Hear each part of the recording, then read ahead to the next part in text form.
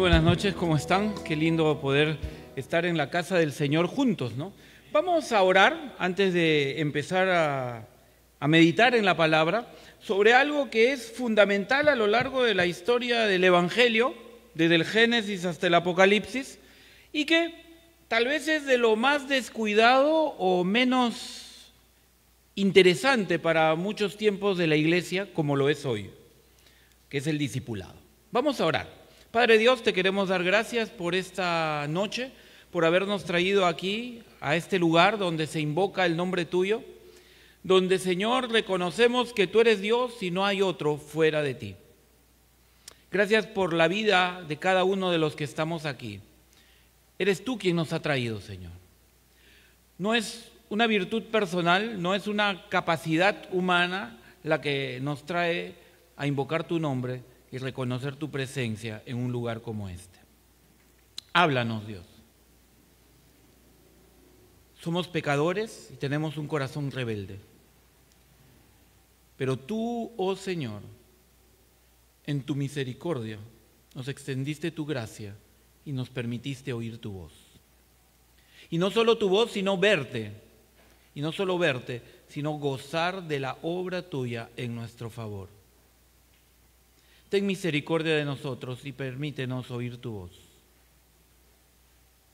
Líbrame, oh Dios, de cualquier error humano y que no sea obstáculo para que tu palabra llegue a la vida de cada uno de los que hoy van a oír tu voz. Que en esta noche salgamos animados, reconfortados, quebrantados, exhortados, según lo que tu Espíritu quiera hacer en cada uno de nuestros corazones. En el nombre de Jesucristo, tu amado Hijo, oramos.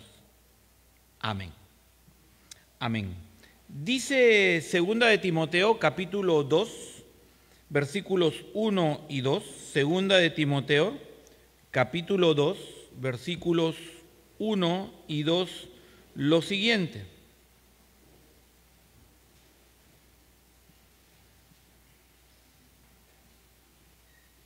Tú pues, hijo mío, fortalécete en la gracia que hay en Cristo Jesús, y lo que has oído de mí en la presencia de muchos testigos, esto encarga a hombres fieles que sean capaces de enseñar también a otros. Una de las carreras más espectaculares de repente en los Juegos Olímpicos, por lo que implica velocidad por un lado, pero por otro lado implica precisión, es la carrera de los 400 metros, ¿no? No la plana, sino la de 400 metros en equipo, ¿no? Donde cada participante corre 100 metros y entrega el testimonio al siguiente y así sucesivamente, ¿no? Es una carrera espectacular porque de los mejores corredores del mundo de 100 metros son los que participan. Usualmente el que gana la medalla de oro individual olímpica es parte del equipo que participa en los 400 metros, ¿no? En los 4x100, como se llama. Pero no solo se requiere velocidad, sino se requiere precisión para entregar el testimonio de un corredor a otro. Y no solo es la precisión de darle correctamente el testimonio, sino que el otro lo pueda recibir en el menor tiempo posible para que continúe con la carrera. Grandes equipos, grandes corredores han fallado en esto y han quedado descalificados, porque si el testimonio se cae, se acabó la participación. Y es en un trecho de 10 metros que el que viene con el testimonio tiene que estirar la mano, el que va a recibir el testimonio tiene que estirar la mano hacia atrás y empezar a correr hacia adelante hasta recibirlo y seguir adelante. Esta competencia atlética en realidad nos sirve como una parábola de lo que significa la vida cristiana.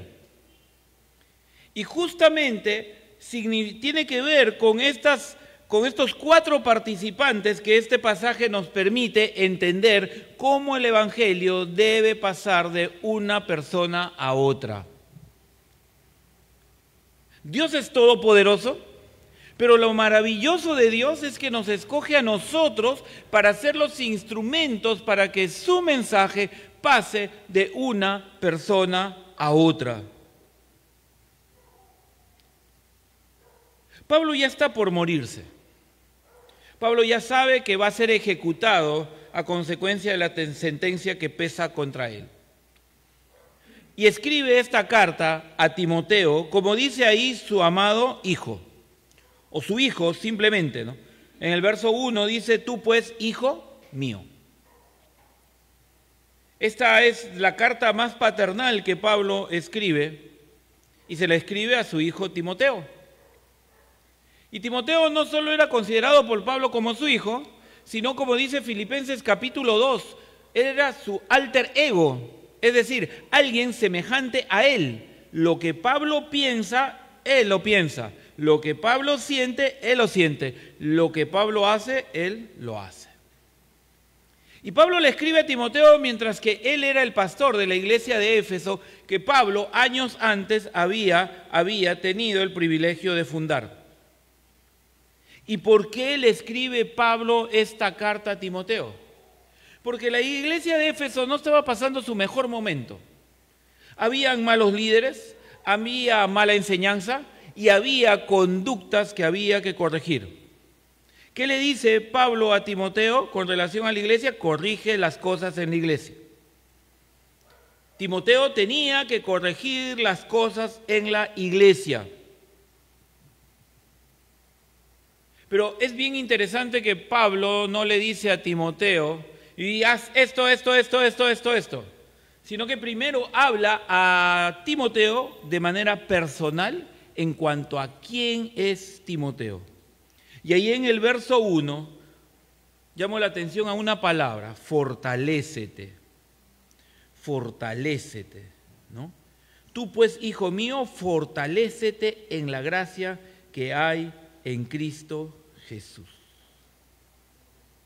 En realidad, esa palabra encarna todo el propósito de esta carta de Pablo a Timoteo, que se fortalezca. Pablo ya sabe que va a entregar su vida por causa de Cristo. Y ahora quiere entonces que la estafeta, que el testimonio que Pablo está aportando pase a Timoteo. Y Pablo sabe que hay muchos que no quieren que este testimonio pase de Pablo a Timoteo. Habían muchos malintencionados en la iglesia de Éfeso, que incluso dudaban del ministerio y del llamado de Timoteo, pese a todos los años que él había pasado junto a Pablo.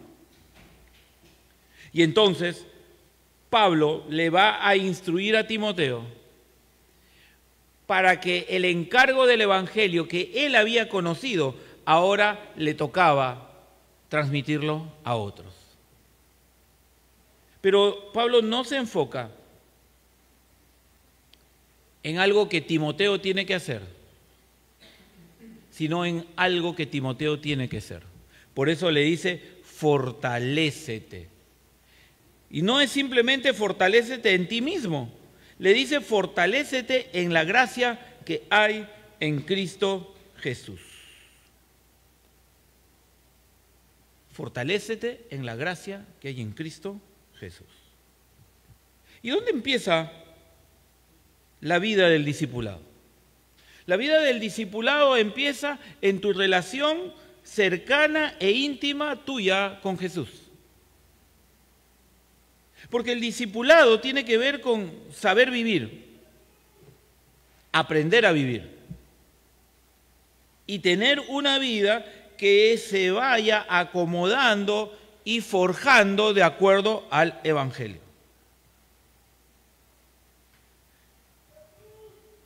La vida cristiana o el cristianismo responde básicamente a una pregunta. En primer lugar, ¿quién soy? ¿Podemos pasar por la vida aparentemente sin saber quién soy y desconociendo quiénes somos? Y créeme que es bien triste. De repente por acá cerca, no sé, debe haber una zona concurrida, sobre todo viernes en la noche, sábado en la noche, y uno camina por ahí y tú ves a los jóvenes, ¿no? Hombres, mujeres, incluso gente adulta, dando vueltas por ahí. Tal vez tú mismo, tú misma has caminado por ahí antes. ¿Con qué propósito? ¿Qué es lo que busca la gente ahí en la calle o en esos lugares? Diversión, dicen algunos, ¿no? Quieren relajarse. Pero en realidad lo que están buscando es muchas veces saber quiénes son. Y para saber quién soy, tengo que saber de dónde vengo. Las respuestas, si quieres, son sencillas. Provenimos de Dios, del único Dios verdadero, del Creador del cielo y de la tierra. Y Él nos hizo con un propósito: conocerle a Él y vivir en comunión con Él. Si lo quieres en términos de redención, darle la gloria a Él. Él nos hizo, tú eres creación de Dios. Él te hizo con un propósito: vivir en comunión con Él. Si vamos retrospectivamente a la Biblia, el hombre y la mujer vivían en Edén en comunión con Dios. Por su rebelión contra Dios, lo que ellos perdieron y nosotros perdimos es a Dios. En el Edén no es que nos volvimos pecadores, sí, pero la gran pérdida del Edén es que perdimos a Dios en nuestra vida. Y fuimos creados para ser necesitados de Dios. Y solo Dios puede suplir esa necesidad que tenemos de Él. Por eso es indispensable tener conciencia de mi propósito. ¿Quién soy? Soy creación de Dios.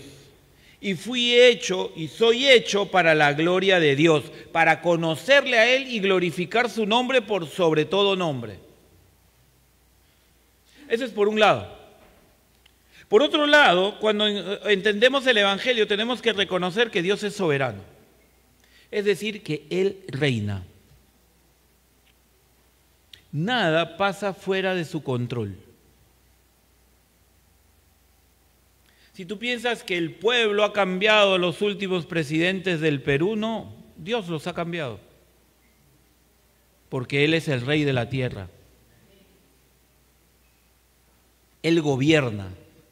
Él quita y pone reyes y presidentes. Él quita y pone alcaldes. Él quita y pone gobernadores, congresistas. Él gobierna.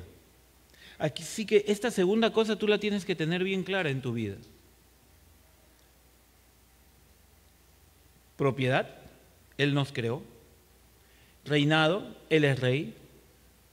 Pero hay una tercera cosa que tenemos que tener clara en el Evangelio, que Él es nuestro Salvador, que Él salva.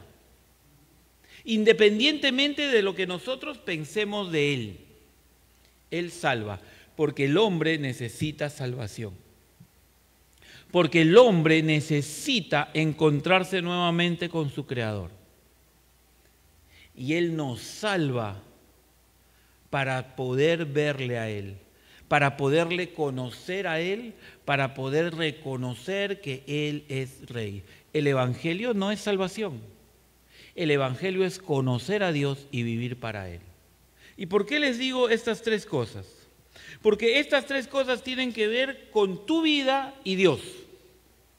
Y estas tres cosas son las que nos van a permitir transmitir el Evangelio y buscar en nuestra vida una transformación de acuerdo al Evangelio y llevar a otros al Evangelio para que sus vidas sean transformadas por el Evangelio. Y esto no lo podemos hacer solos. Ninguno de nosotros aquí lo puede hacer solo. Ni ningún otro que se llame creyente en toda la tierra lo puede hacer solo. Ninguno. Dios mismo, a través de Jesús, lo enseñó con Jesús y sus discípulos. Es más, el mandato de Jesús antes de que Él fuera llevado en gloria fue: no se vayan de Jerusalén, permanezcan juntos. Y así lo hicieron, los 120. Fueron esos 120 los que finalmente fueron los discípulos más fieles que estuvieron con Jesús. 120. Seguramente habían más, seguramente, no hay que ser legalistas, ¿no? Tú podrás tener tus dudas, pero la Biblia enseña que, por ejemplo, José era creyente, ¿no?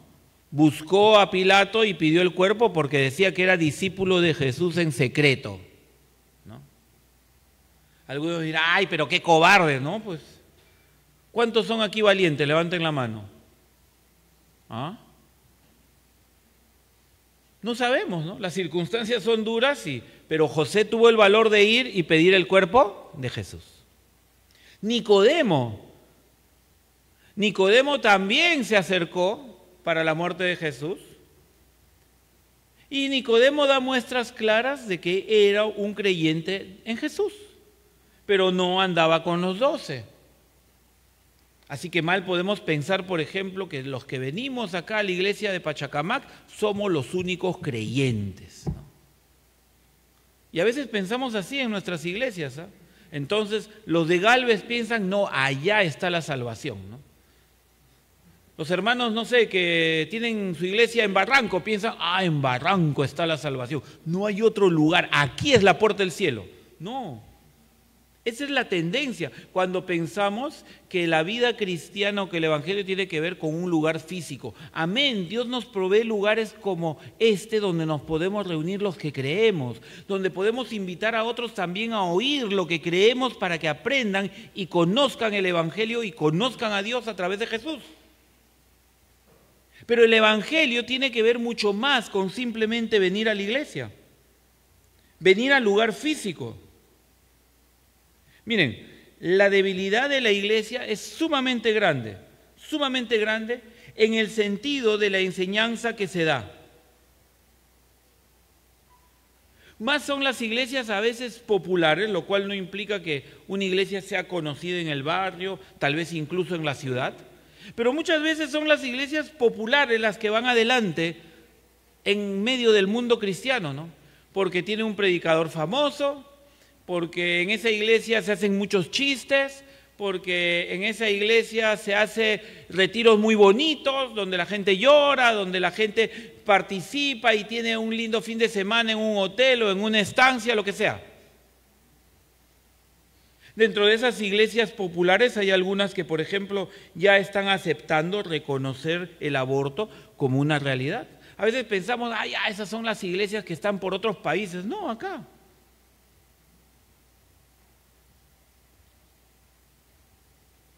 Qué poco a veces reconocemos el evangelio porque nos dejamos apabullar por lo popular.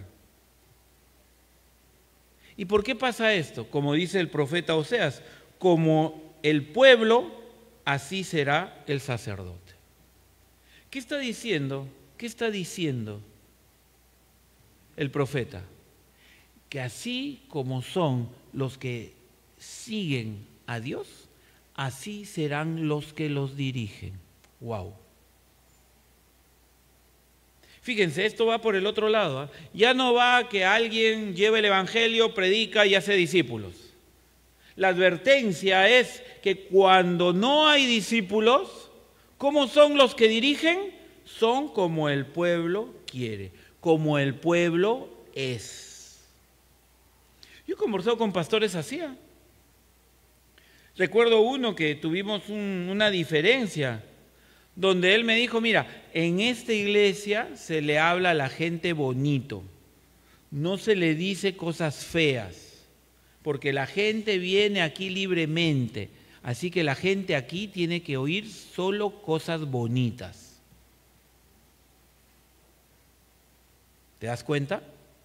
Él está diciendo que aquí solo se habla, si lo quieres así más modernamente, un evangelio positivo, ¿no? Ven y te va a ir bien. ven y vas a ser salvo, ven y no vas a ir al infierno, ven y vas a ser una mejor mujer, ven y vas a ser un mejor hombre. Pero el Evangelio es muchísimo más que eso. El Evangelio tiene que ver, como dice el verso 2 bien claramente, y lo que has oído de mí en la presencia de muchos testigos, eso encarga a hombres fieles que sean capaces de enseñar también a otros. ¿Por qué es sumamente importante este pasaje? Y vamos a movernos a lo largo de toda la Biblia. Y vamos a ver algunas consideraciones. Solo las voy a ir mencionando para entender lo que este pasaje demanda para nosotros. Moisés. Moisés fue el líder que sacó a los hebreos de Egipto y los llevó a la tierra prometida. Fue el que sostuvo la relación de este pueblo con su Dios. Porque Israel fue desleal a Dios. En términos del Evangelio, fueron adúlteros con Dios, porque incluso siguieron fieles a otros dioses fuera de Dios. Y con Dios se quejaban constantemente. Moisés sostuvo y defendió a este pueblo delante de Dios. Pasó el tiempo y Dios le dio a Moisés un aprendiz, Josué, ¿no? Josué, cuyo nombre original, si mal no me acuerdo, fue Oseas, ¿no? Nadie lo conoce como Oseas, ¿no? Pero Moisés le puso Josué. Su nombre de pila es Oseas, ¿no? Cuando muere Moisés, le sigue en el liderazgo Josué. Y tú lees el capítulo 1 de Josué, muy lindo, muy desafiante, ¿no? Donde usualmente usamos este pasaje, sobre todo cuando dice, esfuérzate y sé valiente, ¿no? O esfuérzate y sé muy valiente en la segunda parte cuando se redunda sobre este desafío. No hay tiempo, pero si tú lees con cuidado, en realidad el esfuerzo tiene que ver con conocer a Dios y vivir sometido a Dios. Esa es la demanda de Dios para Josué. Entonces, si tú me buscas así como me buscaba Moisés, yo estaré contigo. Moisés dejó a Josué. Israel le dijo a Josué, te seguiremos a ti si tú sigues a Dios o Dios está contigo tal como estuvo con Moisés.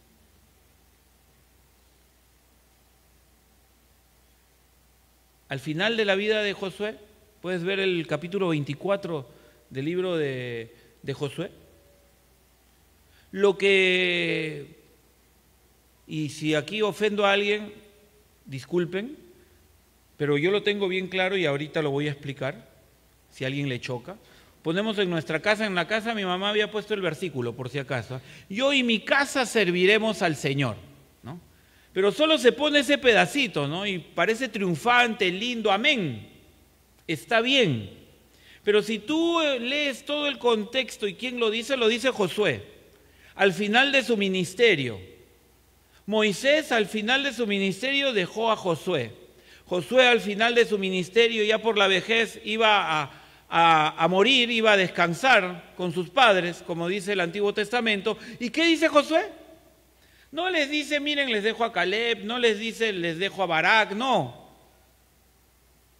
Si lees todo el versículo, Josué empieza y le dice, no sé ustedes. ¿Y quién era Josué? El líder. Es como que aquí estuviera el pastor Carlos y les dice mañana domingo, bueno, iglesia, no sé ustedes, pero yo soy creyente y yo voy a seguir al Señor, que Dios les bendiga, y se va. Eso es lo que hizo Josué. Después de años de liderazgo, él les dice, mira Israel, yo no sé ustedes, pero yo y mi casa serviremos al Señor. Amén. Ya voy a morir, cuídense. Y eso es clamoroso. Después del libro de Josué, que sigue el libro de Jueces. ¿Has leído la historia de Israel en la época de los jueces? ¡Qué terrible! El libro de Jueces, el último versículo acaba de una manera trágica, ¿no? Y dice que Israel no tenía rey y cada quien hacía lo que bien le parecía. ¡Wow! Ejemplo 2, Elías, el gran profeta, ¿no? En lo personal, para mí Elías es impactante, ¿no? Porque encima es un misterio.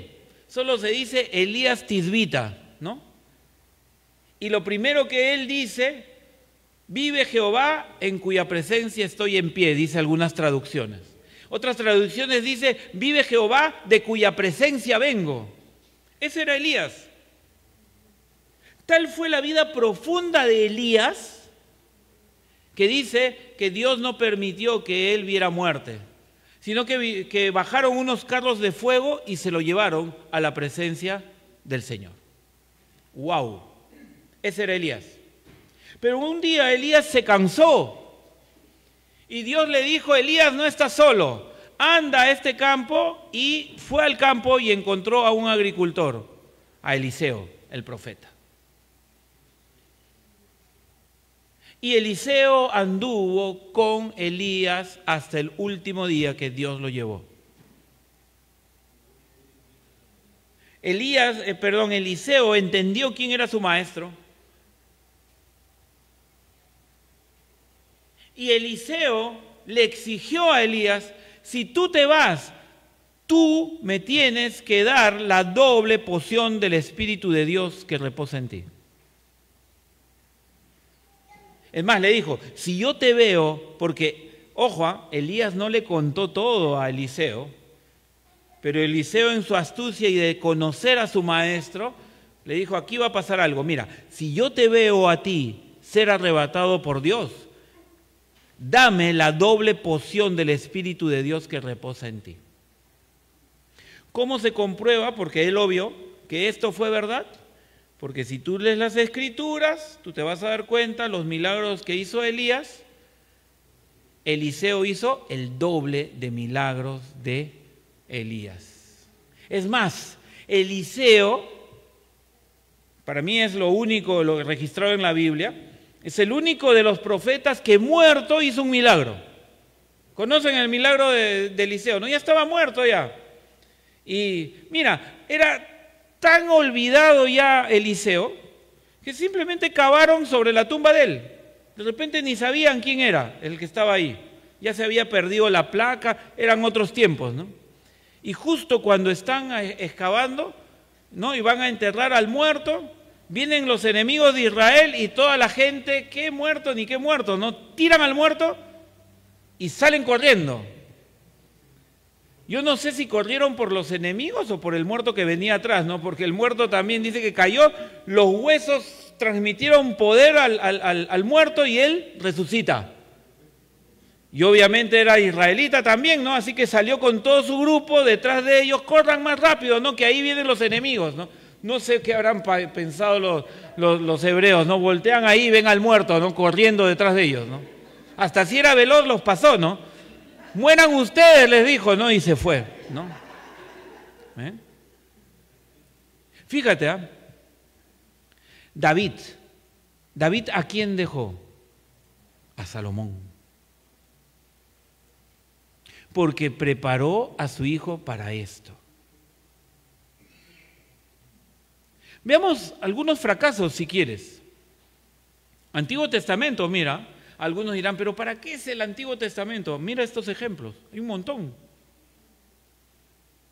Primer ejemplo de fracaso, Josué, ¿no? Que ya lo mencionamos, cuando simplemente deja el liderazgo y deja abandonado realmente a Israel. Yo no estoy aquí cuestionando la fidelidad de Josué, no. Estamos enfocados en cómo él acabó su ministerio. Dijo, me voy, chau, cuídense. Los dejó.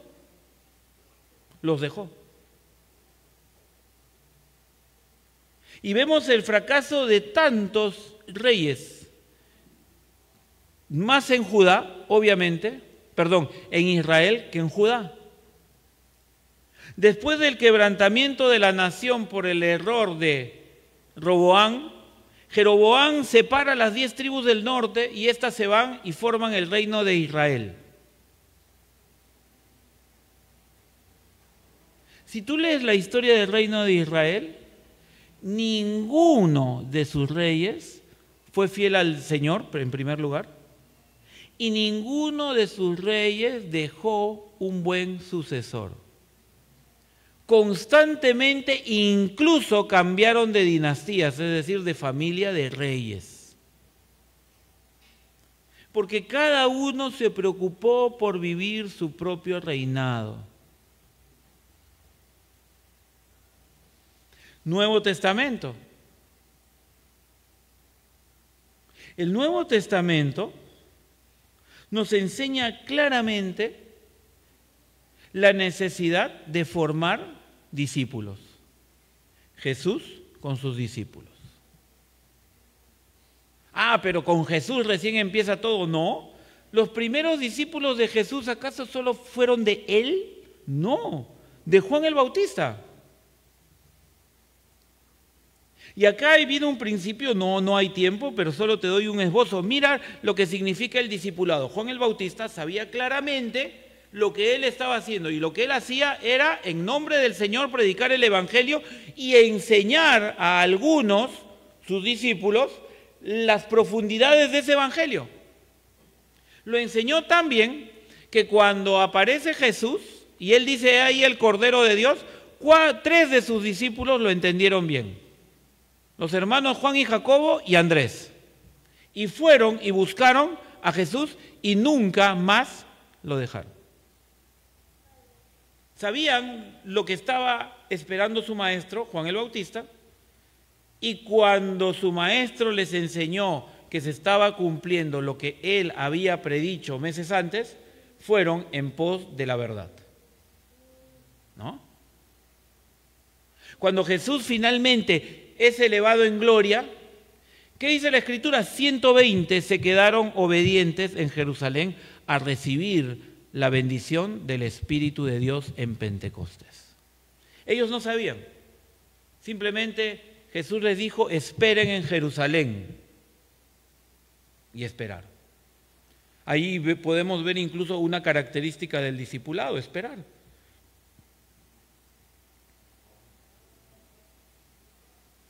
Vemos en la vida de Bernabé. Bernabé es uno de los primeros judíos de la diáspora, o sea, judíos extranjeros que se convierten. Eran otro tipo de judíos. Los judíos de Palestina eran judíos bastante prejuiciosos. Que ellos llegaron incluso a odiar al extranjero. Ya no por razones políticas, todo lo contrario a lo que la ley decía. Si tú lees el libro de Levítico, tú vas a encontrar en muchos pasajes la siguiente frase, parecida o por ahí va. Te lo digo porque se repite varias veces. Si un extranjero vive en tu casa, los extranjeros que vivan en medio de Israel, si extranjeros participan en... Claro, leemos el Nuevo Testamento y pensamos, los judíos no podían tocar absolutamente a nadie. Mentira. Tú ves el Antiguo Testamento, la ley de Dios para Israel, y tú encuentras que los extranjeros podían llegar a vivir en medio de Israel y tenían ciertas restricciones, sí, pero también tenían cierta participación si ellos querían y debían participar en algunas fiestas como la Pascua, como las ofrendas, como los sacrificios, tal como era demandado para Israel. Así que el odio al extranjero, eso era una invención de los fariseos. Porque podían vivir con extranjeros siempre y cuando los extranjeros vivan de acuerdo a las leyes de Israel. ¿Ven? Jesús le enseña a sus discípulos. Bernabé se convierte, es instruido por los discípulos, y cuando él va a predicar el Evangelio a Antioquía y ve lo que Dios está haciendo ahí, sabe que Pablo había vuelto a su ciudad natal, Tarso, y va y lo busca y lo trae para servir en el ministerio en Alejandría. En Hechos 13 aparecen todos los líderes de Alejandría orando y ministrando delante del Señor. Y en esa búsqueda de Dios, Dios separa a Pablo y Bernabé para el ministerio de llevar el Evangelio a todas las ciudades del mundo conocido de esa época. Bernabé busca a Pablo. Dios lo separa luego para empezar la evangelización del mundo conocido de esa época. Así que Pablo no es una invención de él, yo tengo autoridad, no. A pesar de quién era Pablo, Dios procede con él de acuerdo al orden establecido. Y luego, bueno, Pablo va a tener un ministerio bastante fructífero con relación a la gente que le rodeaba. Lucas, Timoteo, Silas, Tito, entre otros.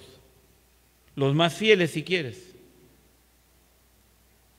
Es más, Pablo le encomienda a Tito en su carta, es una carta cortita, la puedes leer. Le dice que tú estás en Creta para que establezcas ancianos, establezcas líderes. Ahora, ¿cómo los podía establecer? ¿Cómo Pablo le podía dar esa autoridad a Tito y decirle a Tito también a la vez que él establezca? Por lo que hoy podemos llamar discipulado y por lo que aparece ahí en el verso 2. Lo que has oído de mí en la presencia de muchos testigos, esto encarga a hombres fieles que sean capaces de enseñar también a otros. ¿Por qué el Evangelio se diluye muchas veces en el tiempo?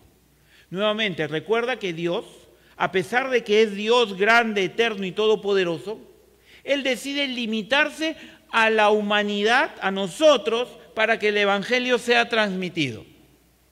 ¿Por qué razón? No lo sé. Pero Él establece que a través de los hombres es que el Evangelio va a ser compartido hasta lo último de la tierra. Es el mandato de Jesús a sus discípulos, ¿no? Id por todo el mundo y haced discípulos a todas las naciones, hasta el fin del mundo. Entonces, el discipulado tiene que ver con transmitir el Evangelio que en primer lugar es conocido por mí, por ti. Y para que ese Evangelio sea certero en tu vida, tú necesitas que alguien te enseñe. Que alguien te enseñe. La iglesia es fundamental en la vida del creyente porque la iglesia sirve para dos cosas básicas: animarnos y corregirnos. Por eso necesitamos reunirnos, para animarnos y corregirnos. Pero si quieres, esa es la formalidad. Pero ¿cómo se desarrolla ese animar y corregir? A través del discipulado, a través de poder conocernos unos a otros. Mira, ¿cuánta gente a veces viene a la iglesia, viene a un lugar como este, por años, y simplemente sabemos que el hermano viene al culto, se sienta ahí al fondo, saluda a todos y se va? Y pasan los años y todo el mundo dice, ¡ay, sí, qué lindo hermano!, ¿no? Y viene y se va. Y viene y se va. Incluso llega al punto que hay algunos que saben que él viene, pero ni siquiera saben su nombre. Otros saben que él viene, saben su nombre, pero no saben dónde vive. Ni siquiera saben que cuando sale de aquí, si se va para la derecha o se va para la izquierda. Nada. Y pasan los años, y nadie sabe nada. Qué triste, ¿no? Qué triste. Pero Pablo le enseña a Timoteo algunas cosas sumamente importantes que tienen que ver con el discipulado, y por eso es importante el discipulado en la vida de la iglesia. Primero, tiene que ver con nuestra vida con Dios.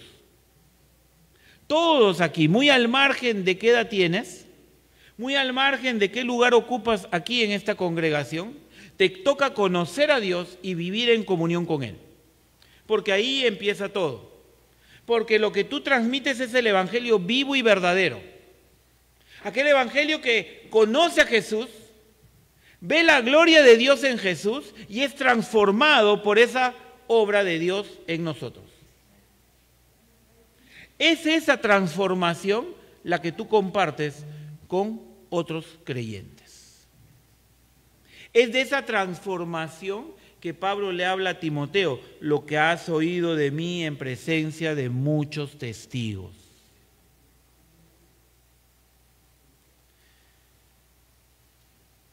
Lo podemos resumir así. En Hechos 9 aparece la conversión de Pablo. Y Pablo, o bueno, en este caso sabemos que Lucas es el que registra esta conversión de Pablo. Es él el que registra esta conversión, ¿no? Y Pablo entonces conoce a Jesús, tiene este encuentro con Jesús, y entonces su vida es transformada totalmente. En Hechos 22, Pablo de nuevo habla de su conversión. Pero él la cuenta. Ya no es como en Hechos 9, que es Lucas quien registra la conversión de Pablo, sino que en Hechos 22 él cuenta ante el Sanedrín su conversión. Y en Hechos 26, nuevamente ante el gobernador y Agripa II, Pablo da testimonio de su conversión. Pero hay un lugar más donde tal vez no nos percatamos, Pablo da testimonio de su conversión. En Gálatas capítulo 1, cuando él le cuenta a los Gálatas cómo él recibió del Evangelio y que el Evangelio no vino a él por voluntad humana y que nadie puede decir yo le enseñé a Pablo, sino que Dios mismo le enseñó a Pablo. ¿Y por qué voy a Gálatas? Porque podemos enfocarnos en ese capítulo 1 cuando Pablo dice lo que has oído de mí en la presencia de muchos testigos. Timoteo, tú sabes quién soy yo, tú sabes lo que te he enseñado acerca del Evangelio, tú sabes quién es Jesús por lo que te he predicado, tú sabes quién es Jesús por lo que yo he vivido contigo y te he enseñado a ti. No es un sermón por sermonear, sino que le dice, eso encarga a hombres fieles. Timoteo, el evangelio que yo he conocido te lo he enseñado a ti. Te lo he dicho y tú has visto lo que yo enseño, lo que yo hago con ese evangelio con otras personas. Ese evangelio yo te lo he pasado a ti. Ahora, Timoteo, te toca sin mí pasar ese evangelio, ese mismo evangelio, a otra persona. Eso encarga a hombres fieles, capaces de enseñar también a otros. Timoteo, lo que yo te he enseñado, te toca, así como yo te he conocido, yo te he formado, tú has andado conmigo, ahora busca a alguien que ande contigo para que aprenda el evangelio tal como tú lo recibiste. Y que esa persona sea capaz de enseñar también a otro el evangelio. Eso si quieres en términos teóricos. Pero en Hechos 9, 10, 11, 12, que es todo un relato, desde la conversión de Pablo hasta que Bernabé lo va a buscar a Tarso, encontramos lo que tiene que ver con el discipulado práctico. ¿Qué cosa es el evangelio? El evangelio son las buenas nuevas que el Dios creador del cielo y de la tierra se manifestó entre los hombres a través de Jesucristo. Esa es la buena nueva del evangelio. Que el Dios creador habitó entre nosotros en la persona de Cristo. Que hubo testigos que lo vieron. Y más allá de toda la enseñanza y la obra trascendente que él hizo, él fue tomado y fue llevado al cielo para que cuando él vuelva conforme su promesa, vuelva como rey a tomar posesión de lo que es suyo. Ese es el evangelio que vivimos, ese es el evangelio que tenemos que transmitir. Ese es el evangelio que Pablo recibió y que ahora él tenía que aprender a compartirlo con otros. Por eso Bernabé lo va a buscar a Tarso y se lo lleva a Antioquía, para que Pablo aprenda a enseñar el evangelio a otros. Luego, Pablo toma a Bernabé y a Pablo para que vayan a nuevos lugares a seguir enseñando el evangelio a otros. En el primer viaje misionero solo toman a Marcos, el cual les falla, ¿no? Lo cual también nos da una pauta que no siempre el discipulado es fácil o los desafíos del discipulado se van a completar de una sola vez. Te lo digo esto porque Marcos, si bien falló a la primera y en el segundo viaje misionero Pablo no quiso ir con él, al punto que se separaron Pablo y Bernabé y aparentemente nunca más se encontraron ministerialmente. Lo cual no significa que no eran amigos o no se apreciaban, porque Pablo al final de su vida pide que por favor venga Marcos, porque le era útil. Significa que Bernabé cumplió su tarea de formación de Marcos tal como necesitaba Marcos. Eso le da una gran variedad al discipulado. Ojo, el discipulado no significa que hay gente mejor que otra. El discipulado significa que Dios nos cuida a todos, no importa quiénes seamos, ¿no?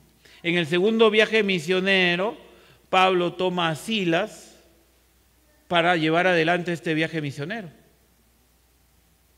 Y Bernabé, uno puede decir, terco, ¿no? ¿Por qué? Porque la iglesia asumió a Pablo y a Silas y los envió. A Bernabé no, lo cual no significa que Bernabé estaba haciendo mal.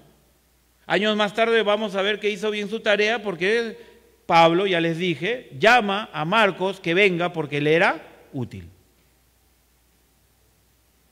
Así que ahí vemos que hay distintos discipulados.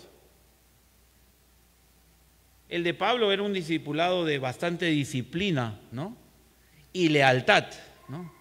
Conmigo todo el mundo pone el pecho, ¿no? Ese era Pablo. Nadie que se va es digno de trabajar conmigo.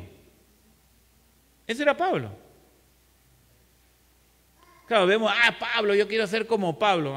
¿Quieres ser como Pablo? Ese era el carácter de Pablo, ¿no? Es más, Pablo se presenta con toda su fuerza. La primera carta que él escribe es la carta a los Gálatas, ¿no? Y lo primero que les dice, porque los Gálatas estaban cambiando el evangelio, al evangelio le habían agregado obras. Y Pablo les dice, Gálatas, si yo, un ángel o quien sea, les presenta un nuevo evangelio distinto al que yo les enseñé, sean malditos. ¡Wow! Así se presenta Pablo. Ahí mira el capítulo 1 nomás arrancando, después de saludarlo, de decirle qué lindo saber de ustedes, gloria a Dios, gracia, misericordia y paz a ustedes. Muy bien, si alguien les enseña otro evangelio es maldito. Uy. Wow. Sí, es maldito, y 2 veces se lo dice, maldito, maldito. Y vamos al capítulo 2, y en la Reina Valera sobre todo está bastante contextualizado y suavizado, ¿no? Dice, Gálatas insensatos, ¿no? Tú vas al original y la palabra original equivalente a nosotros es Gálatas imbéciles. Tan brutos son como se pueden haber equivocado. Ese es Pablo. Por eso ahora entiendes, él no aceptaba que haya gente cobarde a su lado, ¿no? Y lo que él más detestaba era que lo abandonen. ¿Eh? Distinto obviamente a Bernabé, ¿no? Porque Bernabé vimos que estuvo dispuesto a extender de nuevo el brazo a Juan Marcos, ¿no? Y si bien no nos dice más nada del ministerio de Bernabé, vemos el resultado años después, como lo que Bernabé hizo en Juan Marcos fue de bendición para Pablo. Significa que Juan Marcos había dejado de ser una persona de doble ánimo y ahora estaba comprometido en el ministerio y le era útil a Pablo.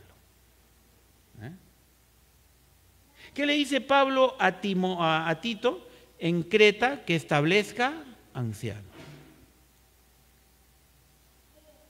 Ahora, yo quiero llevarles, para cerrar ya esto, a lo que eso debe significar para nosotros hoy en día. El Evangelio es transformación. Si tú dices que conoces a Cristo, tu vida tiene que ser transformada. Porque eso es el Evangelio.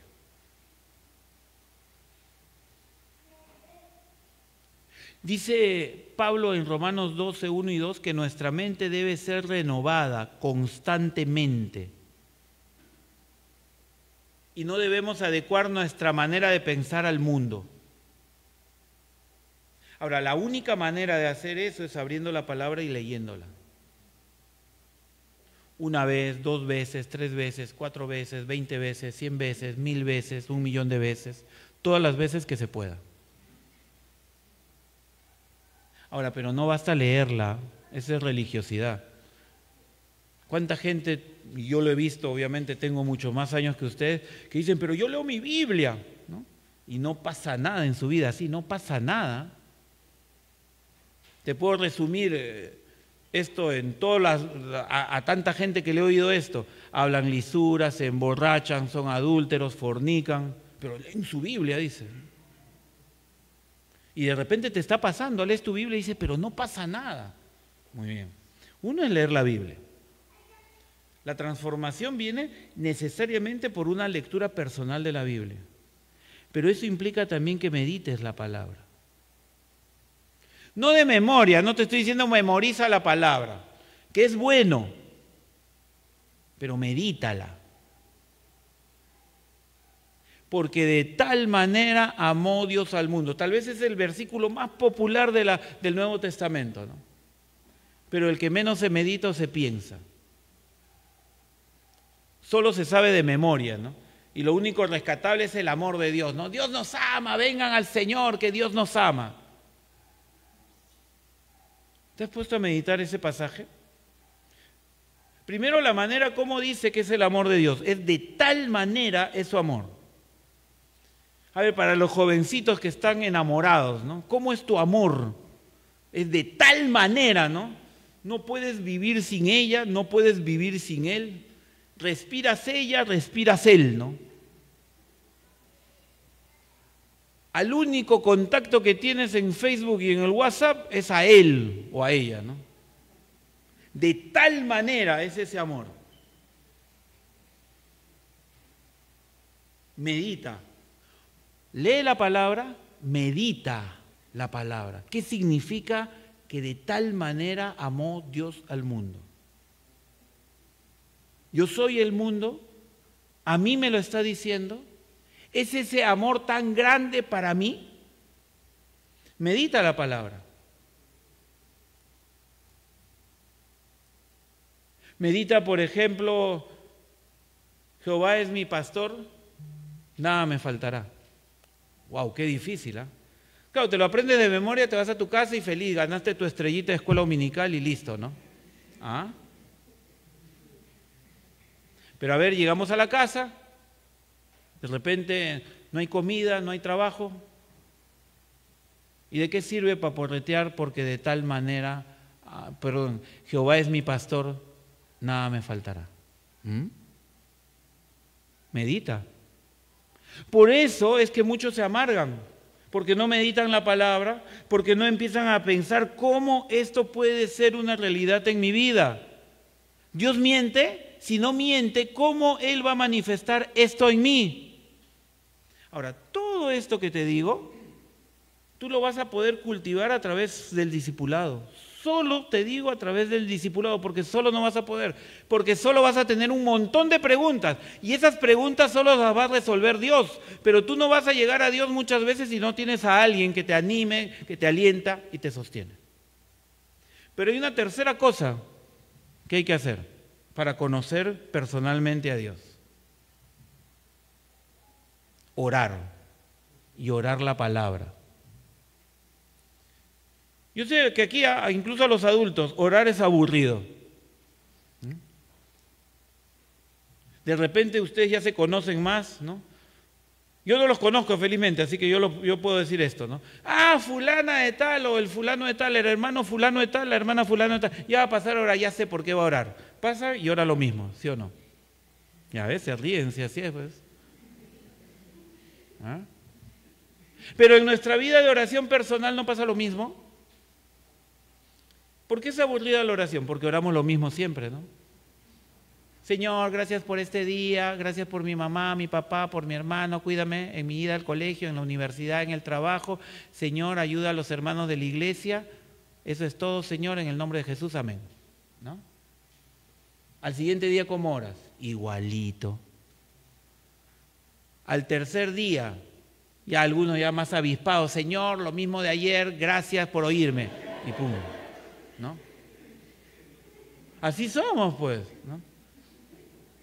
Ahora mira, yo mismo estoy aprendiendo la riqueza de orar la palabra de Dios. Orar la palabra de Dios. Primero va a implicar tu disciplina y concentrarte en Dios y no en ti. Porque yo voy a orar la palabra inspirada de Dios para el hombre. Jehová es mi pastor, nada me faltará. Incluso lo puedes dividir en dos. Jehová es mi pastor. ¿Y qué puedes orar por Jehová es mi pastor? Señor, quiero aprender a ser tu oveja. Señor, yo necesito un pastor en mi vida porque soy rebelde y me gusta hacer lo que me da la gana. Y necesito a alguien que me guíe. Tú eres el pastor. Señor, tú ves a mi mamá que no es creyente, permítele a ella también aceptarte y reconocerte como su pastor. Señor, si tú eres mi pastor, guíame para aprender a tratar a la gente. Enséñame a hablar con la gente porque yo no sé. Gracias porque tú nunca vas a dejar de ser mi pastor. ¿Ves? Y si quieres pasas a la otra parte, no me faltará. Y ahí puedes abrirle tu corazón al Señor. Señor, tú dices en tu palabra que nada me faltará. Pero en mi casa yo veo que falta esto, falta lo otro. Pero lo principal que faltas eres tú. Mira, y puedes orar más. Esto no es un taller de oración. Pero aprende a orar la Biblia y aprende a orar los salmos. Porque los salmos están llenos de emociones que de repente tú las vives. Tristeza, dolor, depresión. A esta te va a gustar venganza. ¡Wow! Los salmos son bien vengativos. Y terribles. Terribles. Y si no crees eso, eso es para que ya le des trabajo al pastor Carlos después o a Charo. Lee el Salmo 109. ¿Ya? Y mañana le preguntas a los pastores, ¿por qué la palabra dice esto? Algunos nunca han leído el Salmo 109, no, léelo, te vas a asustar. El salmista habla con sed de venganza y verdadera sed de venganza. Entonces mira, leer la palabra, meditar la palabra, orar la palabra. Ahí empieza tu vida cristiana. Pero Pablo está diciendo que tu vida cristiana, esas tres cosas, tú se las tienes que enseñar a otra persona. A otra persona. Pero no se la tienes que enseñar de paporreta, porque dice que se le enseñes a otra persona que sea capaz de enseñar también a otra. Entonces estamos hablando que el Evangelio debe transformar mi vida. Ese Evangelio que transforma mi vida, yo se la tengo que enseñar a otra persona que también sea transformada por ese Evangelio y que sea capaz de buscar a otra persona que enseñe ese Evangelio que transforma. El Evangelio que transforma no es un Evangelio de venir a la iglesia cristiana en lugar de ir a la iglesia católica o ir a la iglesia mormona o a ir a la iglesia de los testigos de Jehová, ¿no? El Salón de Reino, que seguramente hay, todas esas hay por acá, ¿no? El Evangelio es vidas transformadas. Ese es el Evangelio en mí. El Evangelio me transforma. Pero el Evangelio también produce frutos de transformación. Es decir, el discípulo va a ser transformado por el Evangelio, no por mí, no por ti que te toca buscar a la persona, sino por el Evangelio. Eso tienes que entender. Por eso tu vida tiene que empezar con el sometimiento a Dios. Y tú vas a llamarle por teléfono, le vas a escribir un mensaje, porque amas a Dios. Ojo, ¿sin WhatsApp se puede hacer discipulado? Claro. ¿Sin Facebook se puede hacer discipulado? Claro. Porque el discipulado tiene que ver con la palabra de Dios, no con esas cosas. Mira, en el Facebook, peor, en el Facebook y el Instagram peor, ¿no? La vida de la gente es lo máximo, ¿no? Todos viven felices menos tú, ¿sí o no? En el Facebook. Así es, pues, ¿no? Así es, ¿no? Como también podemos tener una imagen, todos se pelean por el WhatsApp, ¿no? Es increíble, ¿no? Hasta los grandes amigos se pelean por WhatsApp, ¿no? Parece que el dedo es un dedo maldito, ¿no? Así, ¡fua! La lisura, el insulto pues, a la primera, ¿no? Y ni siquiera ahora se hablan, ¿no? Se mandan, ¿cómo se llaman? Stickers, ¿no? Con caras largas, caras feas, ¿no? Esos son herramientas, pero no es el discipulado. El discipulado es conocernos, saber tu nombre, dónde vives, con quién vives, qué haces, y cómo entonces tú vives tu evangelio en medio de eso. Y sola no vas a poder vivir el evangelio en medio de todo lo que tú tienes ahí. No lo vas a poder vivir. No lo vas a poder vivir. Porque necesitas de alguien. De alguien que te enseñe como Pablo le enseñó a Timoteo. De alguien que te enseñe a enseñarle también a otro. Pero que ese otro no sea cualquiera, sino que sea un creyente que también esté interesado en enseñarle también a otro. ¿Por qué crees que las iglesias que, por ejemplo, aparecen en el Apocalipsis todas decayeron? Yo estoy casi seguro porque no hubo discipulado. No hubo gente que le enseñe el evangelio a otra que sea capaz de enseñarle ese mismo evangelio a otras personas capaces de enseñarle a otros. Así es. Es más, si tú lees la última carta a las iglesias en Apocalipsis 3, la carta a la Odisea, Jesús le dice a la iglesia, dices que tienes todo, pero no tienes nada. Dices que eres rica. Y Jesús le llama, compra de mí oro fino. No tenía nada. No tenía nada. Es más, Jesús dice, yo estoy a la puerta y llamo. Ojo, estar a la puerta significa que Jesús era el líder. Los líderes, los gobernantes de las ciudades, antiguamente las ciudades tenían portones, se cerraban, ¿no?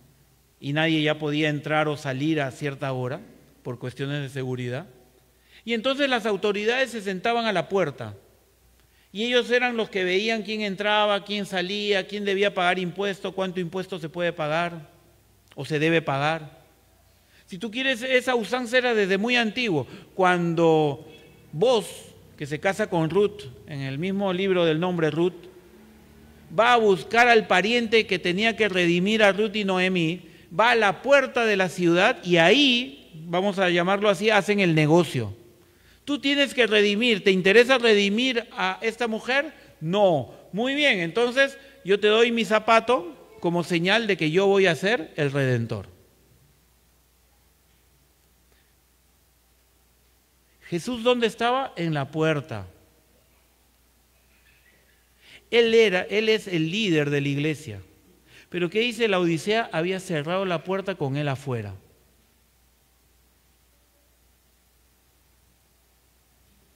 El discipulado nos permite mantener el orden y el sentido del Evangelio. El Evangelio transforma. El Evangelio correctamente enseñado también produce frutos de transformación en las otras personas. Pero eso debe cultivarse. Por eso Pablo se lo dice a Timoteo. No es que es automático. Esto no tiene que ver con predicar el Evangelio en un templo como este, en ir al parque y predicar el Evangelio, en ir a una calle o una plaza y predicar el Evangelio y que la gente se convierta. Eso está bien y gloria a Dios por eso. Pero eso no es la vida del Evangelio. La vida del Evangelio nos lleva a una transformación personal. Esa transformación personal me lleva a un anhelo de ver a otros transformados. Y el Evangelio que me transformó, yo se lo enseño a otro para que él sea transformado, de modo tal que él también puede enseñar a otros a ser transformados. Fíjate, estamos aquí hablando, si quieres, de una multiplicación por 4 de cada uno de nosotros. Si somos cuidadosos de esto. Y no te estoy hablando de evangelizar, de salir, de hacer cuántas cosas lindas que podemos hacer. Estamos hablando de llamar a alguien, conocerle. Ah, tú eres cristiano, muy bien. Yo te quiero contar mi vida cristiana. La mía primero como líder, ¿no? Jesús me transformó. Él hizo todo esto en mí. Y debes buscar eso también en ti. Y pasa el tiempo y le tienes que decir, y tú también tienes que buscar a otras personas para que el Evangelio sea efectivo en esa persona. Y así es. Entonces empiezas a conocer a la persona, dónde vive, cuáles son sus problemas, cuáles son sus circunstancias. Ahora dirás, pero ¿por qué se van a meter en mi vida? Es que el Evangelio es transformación de vida. ¿Por qué nos sorprende entonces si no conocemos a la gente que haya tanta fornicación en la iglesia? ¿Por qué no conocemos a la gente? Pues no sabemos lo que hace, lo que ve, lo que vive. Peor en estos tiempos donde somos bombardeados con tanta mentira y tanta soberbia, retando a Dios y lo que Dios ha mandado para el hombre. Yo les pregunto a los papás, ¿cómo son tus hijos? Todos vamos a decir, ¡ay, lindos, son buenos, son ellos! Ellos no están contaminados con el mundo. Ven televisión, ven cable, tienen la internet a su disposición. No, pero mi hija no es así. Ya. Siéntate y mira lo que hay. Mira, no tienen que haber calatos en la televisión, para enseñarte que el homosexualismo es bueno, agradable y que se debe practicar. No es necesario eso. Mira los canales de niños nada más. Ni siquiera Disney. Disney ya prácticamente el 100% tiene que ver con ideología y género. Pero mira los otros canales. Desde los más chiquitos les enseñan. Acepta a todos como son. ¿Sabes cómo ha entrado eso desde hace 20 años en la cultura televisiva? Y mira los programas de hace 20 años, cuando la gente se empezó a vestir raro y no había que decirle nada. Así empezó. Acepta al diferente. Acepta al que se peina de una manera distinta. Acepta la informalidad. Y con esto acabo. Mira, el otro día yo estaba por la vía expresa y decidí regresar a mi casa caminando. Era una hora de trabajo, las 8 de la mañana. ¿Y sabes qué me di cuenta? Yo recuerdo cuando hace años salí de la universidad, empecé a trabajar. Y todo el mundo se vestía bien para ir a trabajar. Se bañaban, se arreglaban. Porque el trabajo, si quieres hacer algo importante, bueno, productivo, y había que presentarse bien.